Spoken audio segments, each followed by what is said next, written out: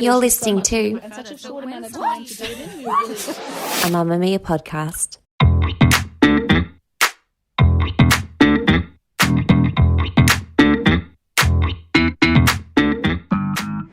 Hi there and welcome to Cancelled, a podcast from Mamamia about who's in, who's out and who actually cares. We do. We care. Spoiler, a lot. I'm Clare Stephens. I'm an editor and a writer here at Mamamia. And I'm Jessie Stephens. I'm an author and a writer at Mamamia. And if you're wondering why we share a last name, which you might do. Well, we did get one review that said, we get it, you're twins. No one cares. No one cares. Like, that's not a personality trait. Oh, I think it is. But I do get that because it's like, if you were annoyed that we were twins, we are continuing to be twins in every moment. Yes. Do you know what I mean? It never gets broken. It never stops. So every time you'd listen, you'd be like, they're still twins. I feel like that listener isn't listening anymore. I think they quit after the first one, but that's okay. So what is Cancelled?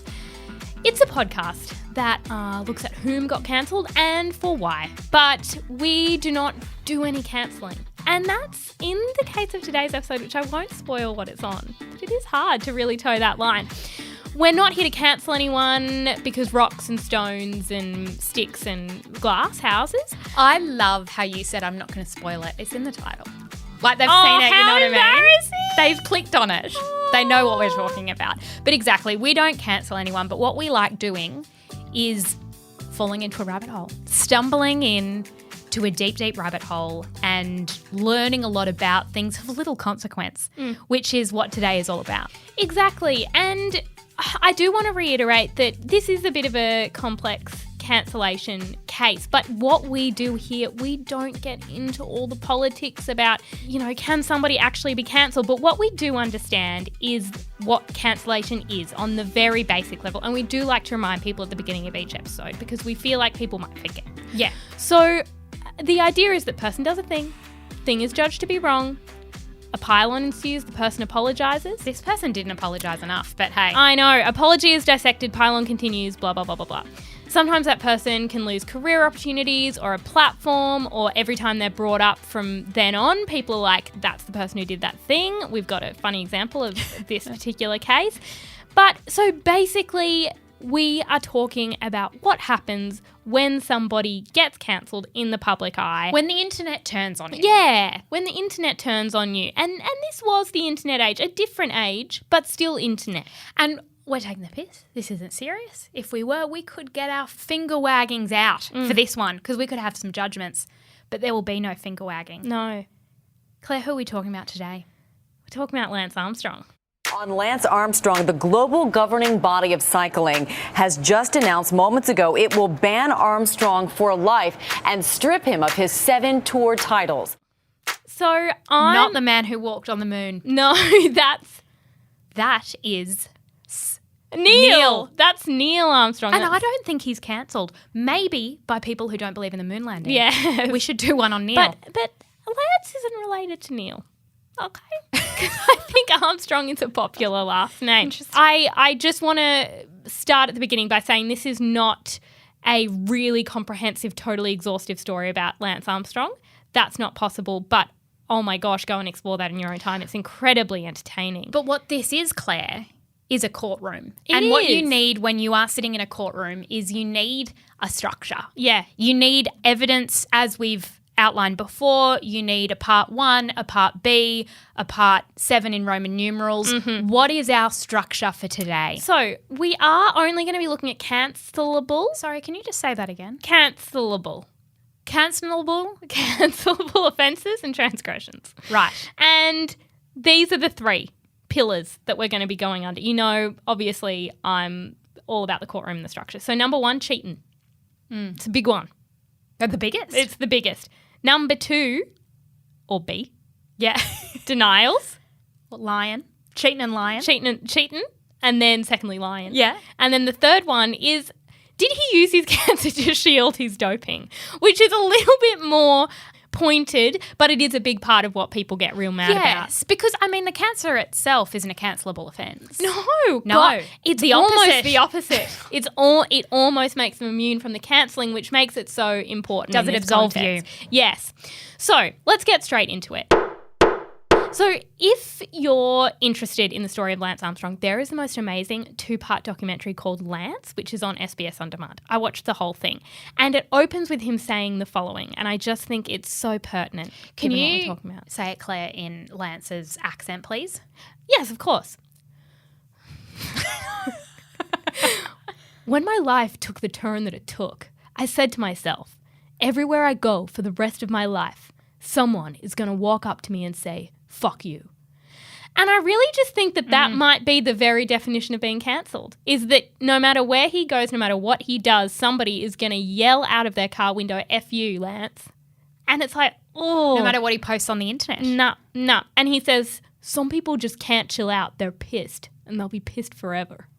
Valid. Yes, very true. So let's take a look at the main reasons people are pissed. And it's cheating. So Lance Armstrong was the only rider to ever win 7 Tour de France titles from 1999 to 2005. And that was after he beat advanced testicular cancer, which we'll get to later. He was an exceptional cyclist. And after I can't count how many hours of research I've done on Lance Armstrong, but can I say the one thing it really makes you feel like is getting on a bike? I want to be a cyclist. Which brings me to my first defence of Lance. Mm-hmm. I don't know much about sport, No. but the Tour de France, really hard. It is. What I know is that It's like 21 days. it's really hard. Mm-hmm. And if it wasn't so hard, maybe he wouldn't have had to cheat. Okay, yes. So when you do look at how hard it is, you shrug your shoulders and go, I'd need a drug or two as well. Yeah, and so he won those 7 titles. And he didn't, when you look at that, he did not fall off his bike. He did not crash. He did not get injured. He didn't get sick. That's 7 times 20-something days, however many days of not getting sick, of not having a bad day. Like, I understand why I would cheat. I would cheat. That doesn't make it okay. No. It doesn't. Let's start a little bit from the beginning. So as a teenager, he competed in triathlons. His family would forge his birth certificate so that he could compete because the minimum age was 16. Early cheating. And I would like to just signpost that as some early cheating, because he says that as like, this is how competitive I was, this is how driven I was. No, I'm you like, cheated. it's also cheating. It's also cheating. So on July 25, 1999, Armstrong became the second American to win the Tour de France, which is the sport's most prestigious race, and he was the first to win for an American team.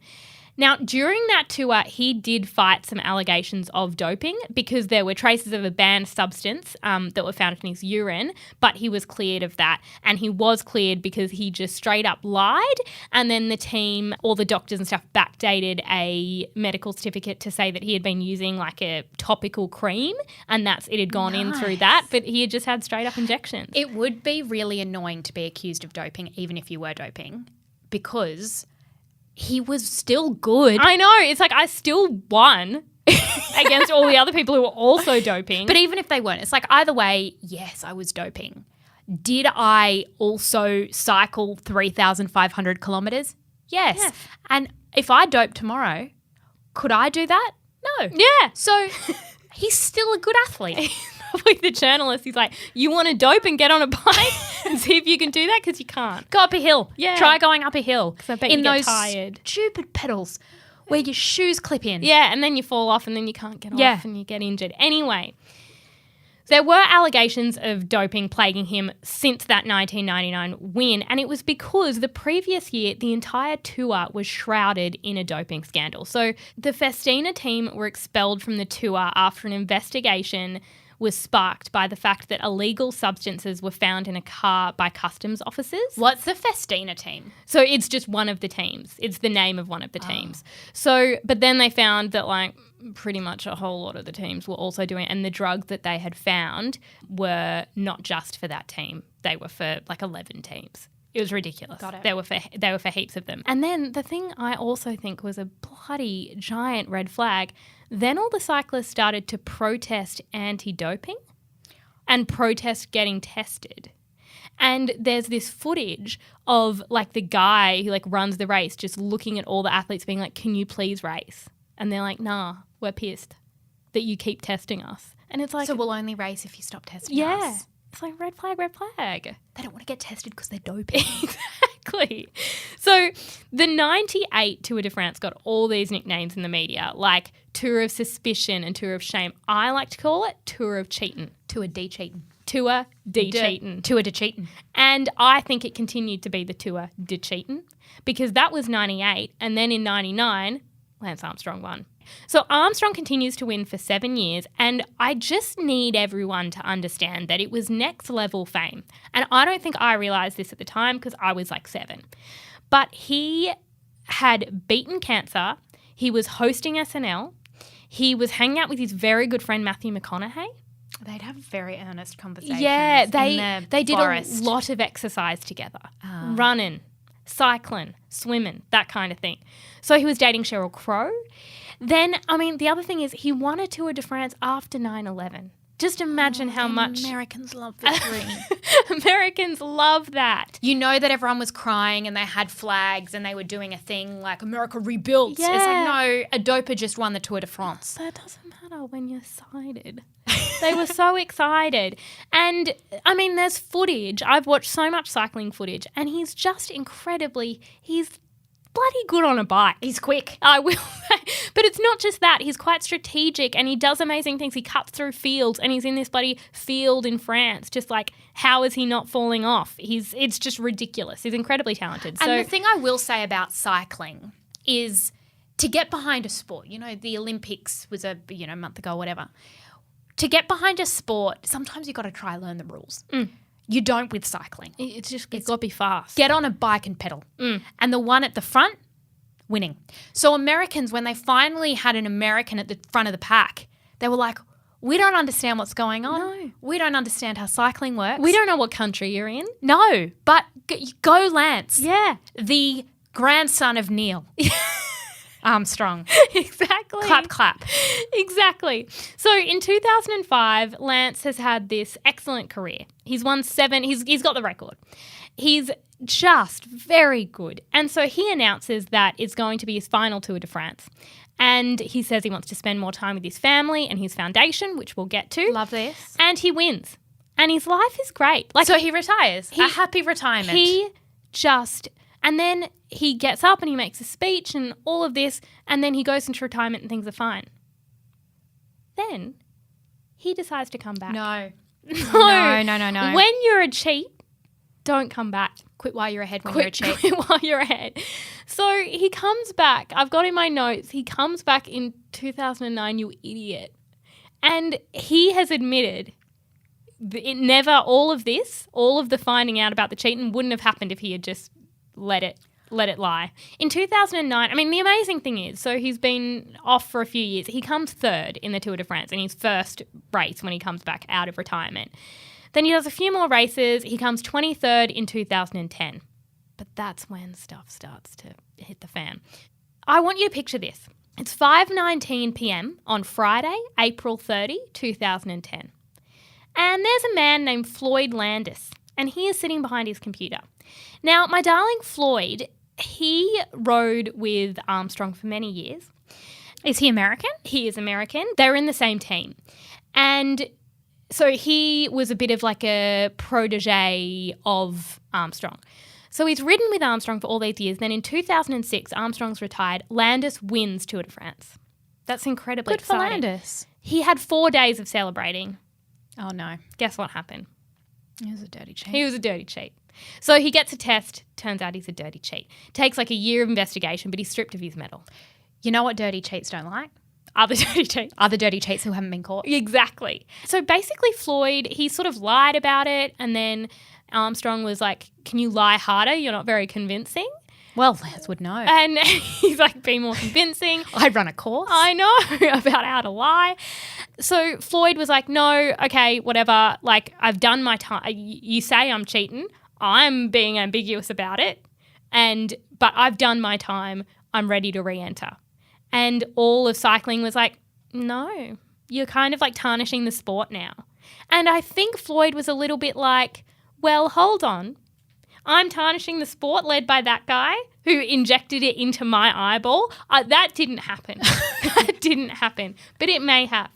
Okay? And Floyd is very adamant that Lance was the one doing a lot of the druggy stuff. And yet everyone's walking around with a bloody Live Strong bracelet on. Exactly. But with an American flag celebrating Lance. Exactly. And so Floyd was a bit like, stuff this. He says he wasn't under the influence of alcohol when he wrote this email, but Lance seems to think that maybe he was. I don't think it matters because everything he said was true. So he's mad, but he does become what I would like to put on the record. He's a dibber-dobber. He's a dibber-dobber. If there's one thing worse than a cheat, it's a dibber-dobbing cheat. Yeah, so his email is addressed to the then CEO of USA Cycling, Steve Johnson, and the subject line is the following. So imagine, it's 5 o'clock in the afternoon on a Friday. So you're clocking no off. less. You've got clocking off for an the alcoholic weekend, beverage. and this is the subject line of the email you open. Nobody is copied on this one, so it's up to you to demonstrate your true colours. 5 p.m. on a Friday. Floyd had pressure. had 3 beers. I know. And he was like, I'm going to send it. Should I send it? Should I send it? I'm going to send it. So I just feel like there's a lot of pressure when Steve receives that email. But anyway, the email goes on to detail year by year how Landis and other members of the United States Postal Service team, which Armstrong was a part of for the first 6 of his 7 victories, it goes on to say how they had used illegal performance-enhancing drugs and methods to dominate cycling and win the Tour de France. The email clearly implicated many of Landis's former teammates, most famously Lance Armstrong. By the way, darling Floyd, he sends that email and he's like, yeah. And then he's like, wait, what if Steve ignores it? So then he just sends a whole lot of other emails and it ends up all over the media. So it's everywhere. So the Department of Justice jump on it. They look at it for like a year. There's several charges against Lance about like actual distribution of drugs and all this stuff. But then they're suddenly dropped without explanation. So basically, Lance is living in this world where his old buddy Floyd has accused him of all this stuff incredibly publicly. It's everywhere. But Lance is kind of happy for the story to be there so long as it's not definitive, because Lance is just denying it. He's like, he's got no credibility, does he? Because he's a drug cheat. Nice. Yes. And Lance Armstrong, and this should be on the admitted to evidence. Mm-hmm. Great liar. Oh, really good. So convincing. Really American, really earnest. Like, why would I take drugs? I had cancer. Yeah. And it's like unrelated, but great. But great lie. Great lie. So Lance is like, thank God, for reasons I don't know, but let's maybe think that there was some powers that be that influenced the fact that the Department of Justice dropped it. But anyway, he's like, they've dropped it. I'm fine. No, you're not fine. So after 2 years of investigation, though, in October 2012, USADA, which is the United States Anti-Doping Agency, they concluded that the US Postal Service team under Armstrong and its manager, Johan Brunel, had run the most sophisticated, professionalised and successful doping program that sport had ever seen. I remember this news breaking and the way in which I slyly and quietly slipped my Live Strong bracelet off my little wrist. It said Live Strong and it was rubber and it was yellow. And it was Do yellow. you know why it was yellow? Why? Because that's the colour jersey that you wear when you're winning the Tour de France. Full of drugs. Full of drugs. I remember being like, it was literally, I think I was at uni and it was just like midway through the day, you were like, Live Strong. Ew. And then like threw it in the bin. Yeah, look, it wasn't a good time to be Live Strong. So Armstrong's long-term sponsor Nike, who they were the Live Strong bands, they were the first to abandon him and the rest followed. Talking about cancellation, in one day he lost 7 sponsors and an estimated $75 million. You understand why I didn't want to get caught. Yeah, it's a big cost. So a few days later, the International Cycling Union, which oversees international competitive cycling, stripped him of his 7 Tour victories. So then it's interesting, at this point, Lance has fought this constantly. Not only has he fought it, he's sued everyone. Anyone who accused him, he sued. He was like suing the agency looking into him for doping. And then they eventually say, dude, we've got 26 signed, sworn affidavits saying that you did this. And we've got a few tests that we're pretty sure show that you were doping, because they can do them retroactively when they've got the technology. They retest his urine from 99 and they're like, this is weird. There's EPO, which is the thing that we were looking for at the time and didn't have the technology to test. He says, I told one lie. I just had to tell it thousands of times and in horrendous ways. And sue innocent people. Who were actually telling the truth in hindsight. So anyway, it gets to the point where that agency has been like, mate, you did the doping. And he, at that point, is like, I'm not contesting. And that's when everything gets pulled out. That's when I took my bracelet off. Yeah, and you took your bracelet off and all the sponsorship money comes out. Now, he just kind of sat there and was like, okay, not doing anything. That was end-ish of 2012. Early 2013, what do you do? What do you do? The world has turned on you. You have no avenue. You've lost your career. Who do you talk to? You send Oprah Winfrey an email. Yeah. So he goes, Oprah. She's like, Lance. And they sit down for what has to be. I mean, she's just excellent. Landmark interview. And I remember because you can lie to everyone. You can't lie to Oprah. When we first met a week ago today, we agreed that there would be no holds barred and there would be no conditions on this interview and that this would be an open field. I think that's best for both of us. I agree. So here we go, open field. So let's start with the questions that people around the world have been waiting for you to answer. And for now, I'd just like a yes or no. Okay. Okay? This whole conversation, we have a lot of time, will be about the details. Yes or no, did you ever take banned substances to enhance your cycling performance? Yes. Yes or no, was one of those banned substances EPO? Yes. Did you ever blood dope or use blood transfusions to enhance your cycling performance? Yes. Did you ever use any other banned substances like testosterone, cortisone, or human growth hormone? Yes. Yes or no? In all 7 of your Tour de France victories, did you ever take banned substances or blood dope? Yes. In your opinion, was it humanly possible to win the Tour de France without doping 7 times in a row? Not in my opinion. And so she goes into a lot of the specific lies he told and who he went after and that sort of thing.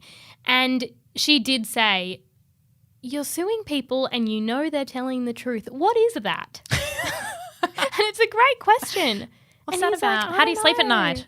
I don't know. But I thought it was hilarious in the Oprah interview. So she plays this little bit of footage from Betsy Andrew, who is the wife of a former teammate of Armstrong's. And he had said some horrible things about her because she had come out and said that in 1996 he was in hospital because of his cancer treatment, and a doctor asked him, have you ever used performance-enhancing drugs? And he just sat there and rattled them off.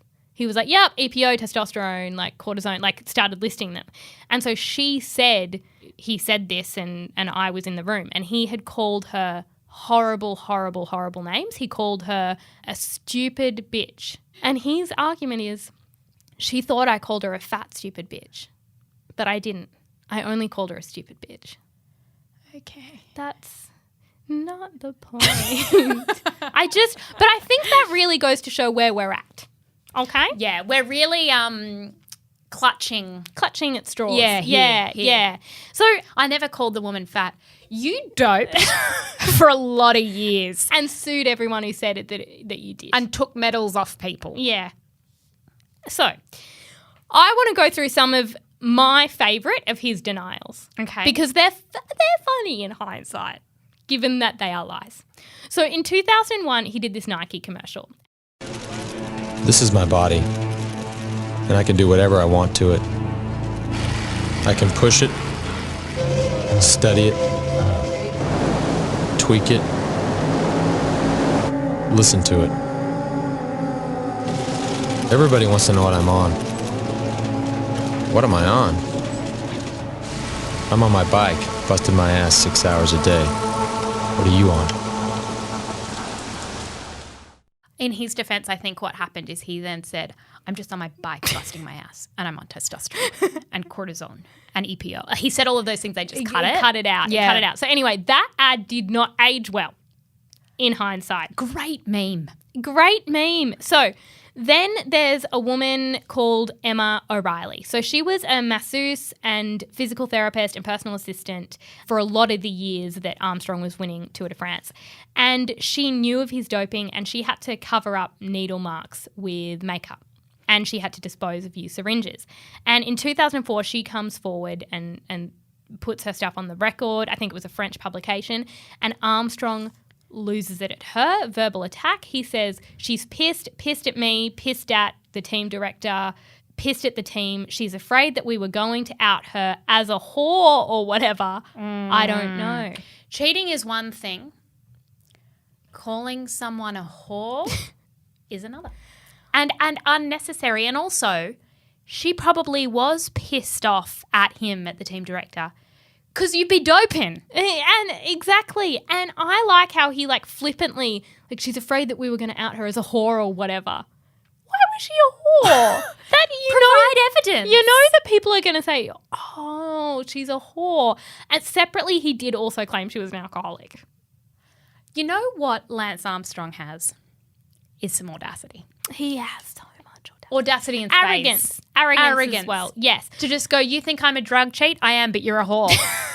Sir. It's not how we speak to people. No. This is irrelevant. Did you know that when they do the Tour de France, and it's 23 days, they have 2 rest days, that they poop themselves and sit in it on their seat? Oh. Yeah, I read that. Yucky. Because they can't really stop mid-race, go and do a poo, and often they need to because they're humans and it's 21 days, and they just sit in it. Okay. That's not a crime. That's not a crime. It should be. It bloody should be. Is it a sentence? Maybe. Potentially. Maybe. So also in denials / horrible things Lance Armstrong did that were unnecessary, 2 cyclists, Christophe Bassins and Filippo Simeoni, they were 2 people who really spoke out against doping at 2 different times throughout Armstrong's Armstrong career. doesn't like that.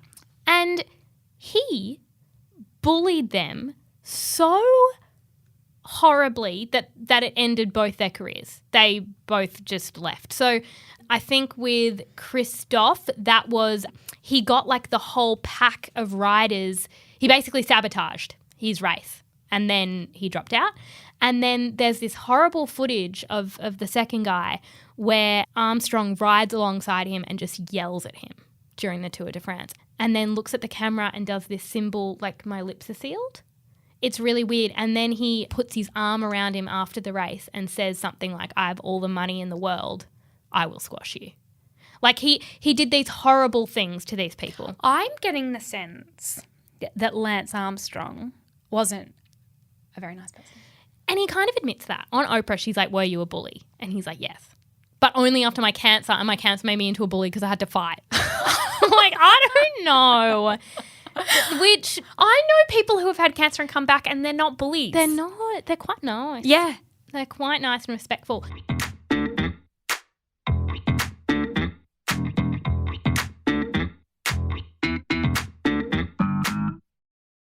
So, he did some bad things and had a lot of denials. Now, But he also had cancer. yes, and so I do want to get to how the cancer and the cheating, they were very intertwined. So just to recap, October 2nd, 1996, he's 25 and he's diagnosed with stage 3 advanced testicular cancer, and it spread to his lymph nodes, his lungs, his brain and his abdomen.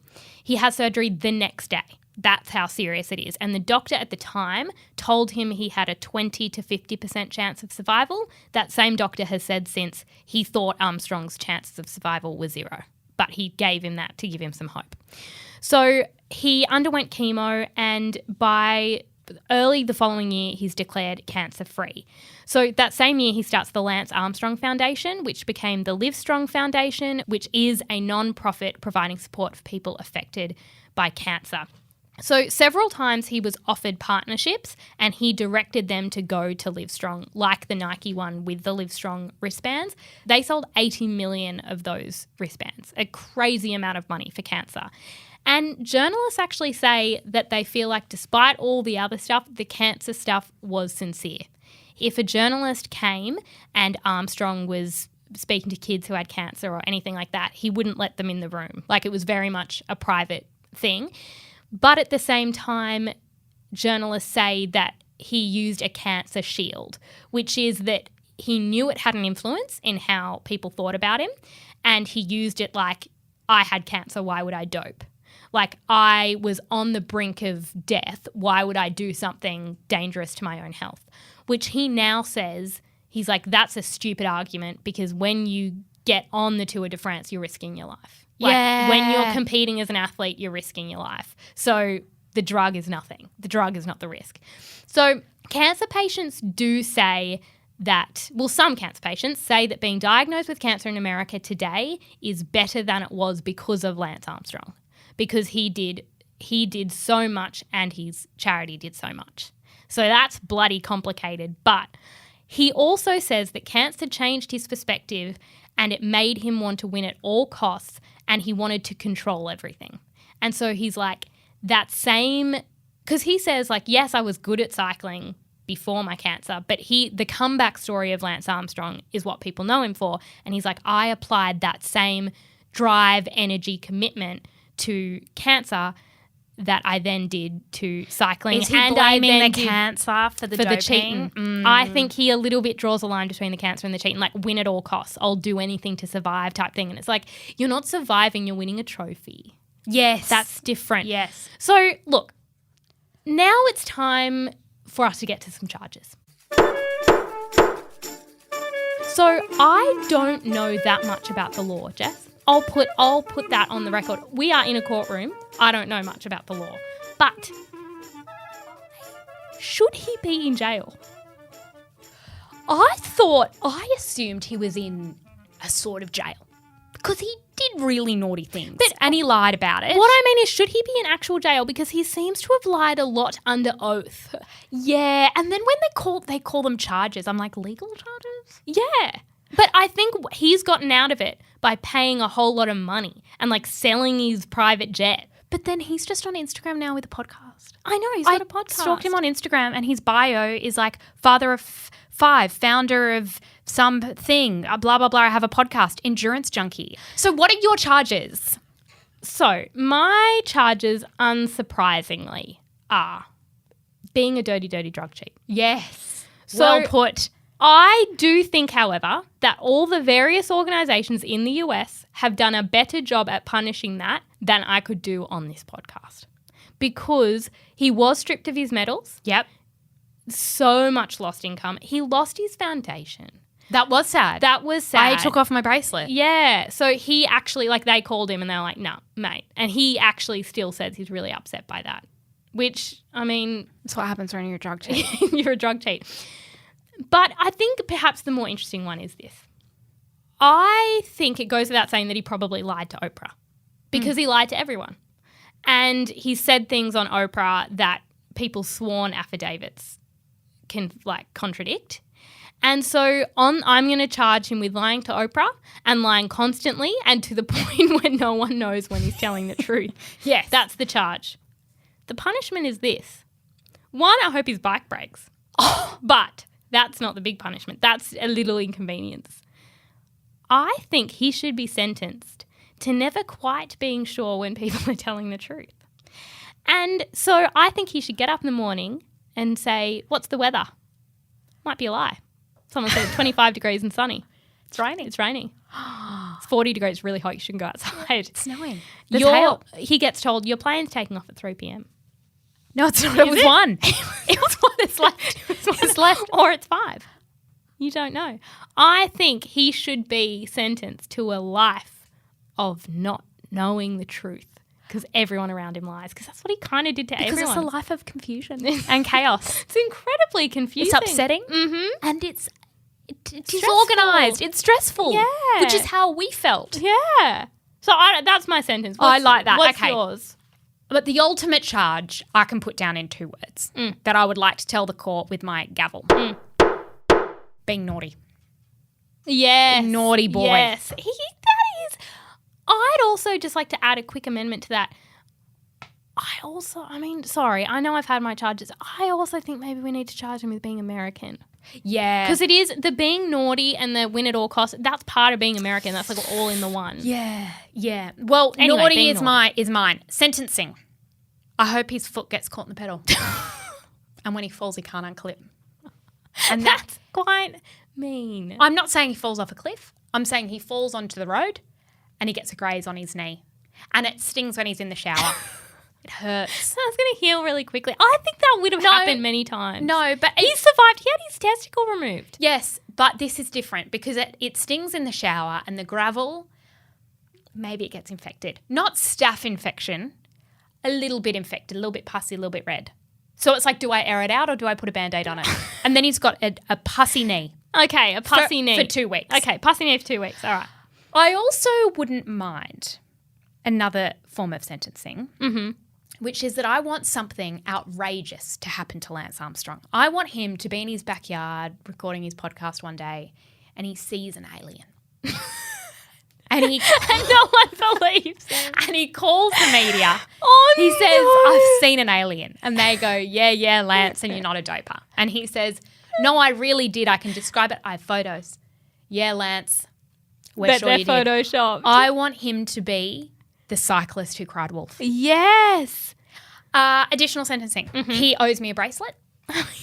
He owes 80 million people He owes a 80 bracelet. million people a bracelet and those rubber ones aren't in anymore. Okay. So different style. All right. Final sentencing. Sit in your own poo. But hasn't he already done that? I just think he should do it again. Maybe in his lounge room. Like not even on a bike for no reason. Okay, he just sits in his own poo. Yes. Okay. That's another thing. And then after he stands up, he can have a shower after the poo situation. He can get on with his life and keep doing his podcast, which to my knowledge no one listens to. I haven't seen it in the charts. If you have someone you'd love us to talk about on Cancelled. We did have a suggestion come through Oh, today. we are listening and we will be doing episodes. Yep. You can send them through to podcast@mamamia.com.au or you can send us an Instagram DM to The Twins Thoughts. That's our Instagram account. Go on, send us a little suggestion. Send us your sentences and charges. We'll share them in our stories. And please rate us 5-star. I mean, you don't have to. It would be lovely. But it would help because there's that one person that doesn't like we're twins. yeah. So if you could just, cancel that out. But I think if you're able to leave a nice review, that would be great. Thank you so much for joining us. We will be back next week to talk about another celebrity cancellation. On that, Claire, who should we do next week? So I read this article recently about Lena Dunham and it's like how she shouldn't be allowed to have pets because she's had too many pets, and it goes through since she was 9. And some of them it's just like old age. Yeah, it's like, well, that cat died, and it's like, well, cats don't usually live for 30 years. So I think Lena's up there. I do want to do Army Hammer. Yeah, me too. Controversial and gonna be hard because got to be sensitive. We've got to be sensitive to people. Yeah, also want to do Ilaria and also want to do the wig shitting fiasco. Come on, who was that? Demi? No, that wasn't Demi. The wig shitting. The wig shitting fiasco. The chick from Glee, Leah Michelle. Oh, yeah, Leah Michelle. That's a good one. Okay, if you have any ideas, then please send them through to us. Bye. Mamamia acknowledges the traditional owners of the land we have recorded this podcast on, the Gadigal people of the Eora Nation. We pay our respects to their elders, past and present, and extend that respect to all Aboriginal and Torres Strait Islander cultures.